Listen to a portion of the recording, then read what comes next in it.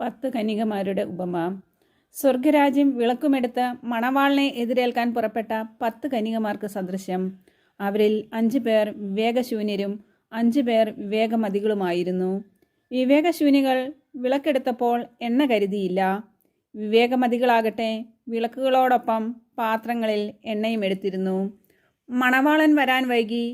ഉറക്കം വരികയാൽ കന്യകമാർ കിടന്നുറങ്ങി. അർദ്ധരാത്രിയിൽ ഇതാ മണവാളൻ പുറത്തു വന്ന് അവനെ എതിരേൽക്കുവിൻ എന്ന ആർപ്പുവിളിയുണ്ടായി. ആ കന്യകമാരെല്ലാം ഉണർന്ന് വിളക്കുകൾ തെളിച്ചു. വിവേകശൂന്യകൾ വിവേകമതികളോട് പറഞ്ഞു, ഞങ്ങളുടെ വിളക്കുകൾ അണഞ്ഞു പോകുന്നതിനാൽ നിങ്ങളുടെ എണ്ണയിൽ കുറെ ഞങ്ങൾക്ക് തരിക. വിവേകമതികൾ മറുപടി പറഞ്ഞു, ഞങ്ങൾക്കും നിങ്ങൾക്കും മതിയാകാതെ വരുമെന്നതിനാൽ നിങ്ങൾ വിൽപ്പനക്കാരുടെ അടുത്ത് പോയി വാങ്ങിക്കൊള്ളുവിൻ. അവർ വാങ്ങാൻ പോയപ്പോൾ മണവാളൻ വന്നു. ഒരുങ്ങിയിരുന്നവർ അവനോടൊത്ത് വിവാഹ വിരുന്നിന് അകത്ത് പ്രവേശിച്ചു. വാതിലടയ്ക്കപ്പെടുകയും ചെയ്തു.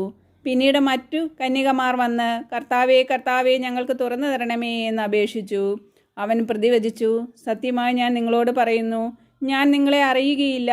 അതുകൊണ്ട് ജാഗരൂകരായിരിക്കുവിൻ. ആ ദിവസമോ മണിക്കൂറോ നിങ്ങൾ അറിയുന്നില്ല.